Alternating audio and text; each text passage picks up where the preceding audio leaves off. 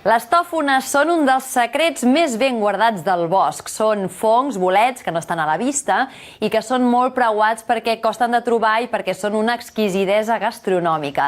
Avui, però, no ens cal l'olfacte d'un gos tofonaire per aconseguir-ne. Míriam, tu les trobes directament a la parada. T'haig de dir que no les he trobat jo, perquè ara mateix tinc un dels experts en tòfones de Barcelona, en Robert. Robert, bona tarda. Molt bona tarda. Escolta'm, tenim aquí davant la tòfona. Un tresor. D'entrada, què és la tòfona? La tòfona és un tipus de bolet que viu sota terra, o creix i es cria sota terra. És un de la família dels tubers, en aquest cas és la tòfona negra. Quan comença a ser jove és molt blanquinosa i conforme va durant es va convertint va enfosquint a poc fins que arriba amb aquest to negre i destaca per aquestes venes blanques que podeu observar que té a l'interior. I escolta'm, dèiem sota terra, però com se troba exactament la tòfona? Per la gent que n'hagi sentit a parlar, però com trobem bé una tòfona? A veure, Catalunya es considera un dels llocs amb més producció de tòfona de tota Espanya. Sobretot el que és a Girona, el que és al nord de la província de Lleida, la tòfona viu entre les arrels, o li agrada molt viure entre les arrels de roures, alzines... Aquesta és l'altra, en arbres, eh? Sí, a sota. En arbres, entre les arrels dels arbres, en terrenys calcaris, a poder ser, sobretot roures i alzines. Els hi agrada també molt l'avellaner, els hi agrada també l'alze i algun cop també es pot trobar amb el que eren antics terrenys de vinya i oliveres abandonats entremig de les arrels podrides d'aquests antics conreus. Nosaltres sempre busquem el producte de temporada. Per exemple, parlem això de la col, la carxofa, alguns ingredients de fruita, però quina temporada exactament té la tòfona? La tòfona, la recol·lecció comença a finals de novembre i acaba a meitats, finals de març.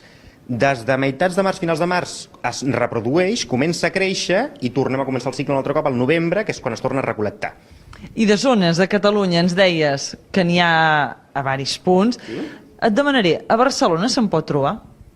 Muntanyes de Barcelona, què? O això ho tenen molt... Perquè això també és un secret, clar. I jo que sàpigui no, i en cas de que n'hi hagi, segurament és un monopoli d'algú que el té molt controlat i no crec que ningú sàpigui on són. I les zones més o menys de Catalunya on les trobaríem? Les trobaríem el que et comentava abans, vull dir, sobretot el que és la província de Girona, vull dir, des del Moianès cap dalt i el que seria des de l'Alt Urgell cap dalt de Lleida.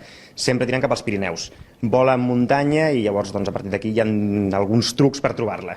Va, Robert, doncs escolta'm, anem directament a la joia de la corona, però clar, ara la veiem molt bonica, molt estupenda, però això què, la butxaca? La butxaca toca, i llavors és un producte que ara mateix en temporada podem estar parlant que el quilo, parlant en quilos, se'n va són 600 euros al quilo. Llavors, a partir d'aquí tenim en compte que les tòfones van des d'uns 15-20 grams fins a uns 200 grams. Excepcionalment s'han trobat algunes tòfones de 600 grams inclús, però el normal és que és això, entre uns 20 grams, 30 grams, és normal trobar en mercats. Doncs mira, Robert, el que farem serà, intentem donar alternatives, perquè clar, si nosaltres fem la inversió d'una tòfona, ara veurem quin partit en podem treure, però també tu ens comentaves que hi ha altres opcions per tenir tòfona a casa. Exacte. Quines són? Per degustar-la. Doncs podem començar pel que seria productes que ja portin la tòfona incorporada, com podria ser, per exemple, un risotto. En aquest cas ja porta la tòfona incorporada dintre del risotto. Podem parlar, per exemple, de la tòfona amb brandi, tòfones conservades. La tòfona fresca en si només dura 2 setmanes a la nevera. És que això t'anava a dir, perquè ara parlarem de si en comprem una, si fem la inversió de comprar-la, però clar, es pot conservar també en pot. Es pot conservar en pot, es pot conservar en brandi, com és en aquest cas, passa que tenim en compte que el brandi li dona un altre toc i perd una mica el sabor original de la tòfona, amb oli, que és una millor conservació potser que el brandi, però tot i això també perd una mica el sabor original de la tòfona, i liofilitzada o deshidratada, que és la forma potser més lògica o té més adaptacions a la cuina que podem trobar. I escolta'm, això com ho faig jo si la compro liofilitzada? Si la compres liofilitzada tens 2 opcions. Una és posar-la en remull una mica perquè torni a recuperar una mica el que seria la textura de la tòfona fresca, mai serà el mateix que una tòfona fresca, i l'altra és cuinar-la directament. Si vols fer una salsa, la incorpores dintre de la salsa, per exemple, i ella mateixa recuperarà amb la salsa i donarà el sabor, aquest toc de tòfona que tu vols a la salsa. Com si fossin aquests bolets que tenim secs normalment. És el mateix. No oblidem que la tòfona no deixa de ser un tipus de bolet.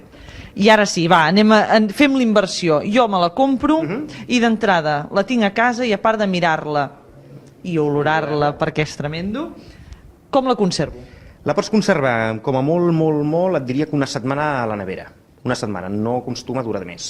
Llavors ja comença a podrir-se i comencen a aparèixer alguns coquets. Llavors l'altra opció que tens és congelar-la. Congelar-la pots congelar fins a 6 mesos. I no en perd les propietats, Perd una mica el sabor, és com tot. Vull dir, a veure, la tòfona és com tot amb aquest món de l'alimentació. Vull dir, amb el punt just de recol·lecta és quan està millor. I és quan es pot oferir més, però tot i això es conserva molt millor congelada. I escolta, a mi, per exemple, m'explicaven un parell de cuiners amics que més experts de la tòfona. Des d'aquí salutació a l'Ignasi i també a la Liga de Manresa, un de Cantoni i un de Manresa. Em deien, amb arròs i amb ous, guardades amb un tàper, o sigui, un tàper amb arròs i la tòfona. Què és això? Més que bé, més que bé. Perquè tofonem tant l'arròs com els ous. Com els ous, exacte. Tu pots posar, per exemple, uns ous en un tàper, amb una mica de tòfona a daus, la pots posar, per exemple, i durant una setmana tindreu a la nevera. Llavors, tu et fas uns ous ferrats normals, un ou fregit normal, però ja veuràs que no tenen res de normal. Han agafat el sabor, recordem que l'ou també té una superfície que és porosa realment, el calci que protegeix l'ou. I li entra l'aroma. I entra l'aroma, i llavors et fas un ou fregit o un ou ferrat i no té res a veure, vull dir, agafa tot el sabor de la tòfona i és un plat fantàstic. Robert, per acabar, com te la prendries ara mateix una tòfona així? I jo ara mateix podríem fer-ho picar-la una miqueta. Què em dius ara, sí? Això es pot fer ara mateix? Problema, vull dir, Doncs si tens una escolta, fresca, mestre, vostè mateix. Piquem-la una miqueta, podem picar una miqueta d'aquí d'un trosset d'aquí. Sí. S'ha de fer, evidentment, bastant primet, perquè, clar... Així làmina com ho estic fent jo ara, que són làmines molt fines, això, per exemple, amb una amanida quedaria molt bé, Sí. directament a sobre de l'amanida. Sí. L'altra opció que tenim... Està fent molta olor, si ho Sí. poguéssiu escoltar, Emma, això és tremendo. És només picar una miqueta així, que faci una miqueta d'escames així, vull dir, tampoc... Ja els diria amb un ratllador potser, però bueno, així també es pot fer sense cap problema. Sí, així conserva també la textura, així també la Exacte. notarem en textura. També la notareu. Llavors, tan fàcil com agafar una mica d'unes torradetes amb una mica d'oli i sal. Sí. Aviam, posem-ho aquí. Escolta'm, això és Sí, no, espectacular. escolta, això és per tardar. Això és pecat a aquesta hora, Robert, no saps pas què estàs La fent. tòfona en el seu estat pur. Doncs jo crec que ho deixaríem aquí. Emma, escolta'm, ja saps la temporada, ja saps com conservar-la. Jo et diria que llançar aquesta torrada ara mateix seria un pecat, Robert? És delicte, crec que és. Per tant, Robert, moltes gràcies per atendre'ns i Emma, procedim a guardar-la. I ens ho creiem que se la guardarà. Ara farà un mos.